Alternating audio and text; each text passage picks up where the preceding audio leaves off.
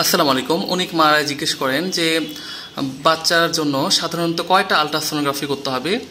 তো সাধারণত 4টা আলট্রাসোনোগ্রাফি করার জন্য চিকিৎসকরা বলে থাকেন, যেমন প্রথম 6 থেকে 8 সপ্তাহ এর মধ্যে বাচ্চার ফিটাল পোল গঠন হয়েছে কিনা, হার্টবিট এসেছে কিনা, বাচ্চার জরায়ের ভিতর আছে কিনা। অনেক ক্ষেত্রে একটুপে প্রেগনেন্সি হয়, মানে জরার বাহিরে বাচ্চা গঠিত হয়, এবং এক বা একাধিক বাচ্চা আছে কিনা তা দেখা যায়।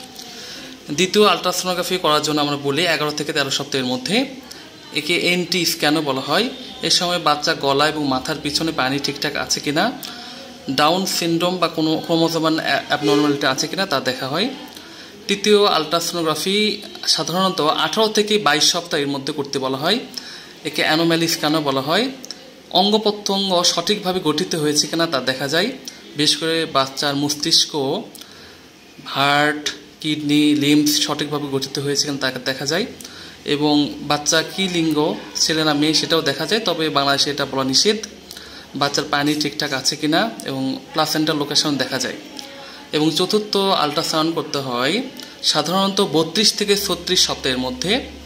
তো তখন বাচ্চার ওজন কেমন আছে এবং ডেলিভারি হওয়ার জন্য প্রস্তুতি নেওয়ার সময় বলে দেওয়া হয়, এবং বাচ্চার পজিশন ঠিক আছে কিনা, এবং কর্ড, রাউন্ড নেক বা অনেক ক্ষেত্রে দেখা যাচ্ছে অ্যাম্বিলিক্যাল কর্ডটা গলা পেঁচিয়ে থাকে বাচ্চার, সেক্ষেত্রে বাচ্চা মারাও যেতে পারে, সেগুলো সঠিকভাবে দেখা হয়। ধন্যবাদ।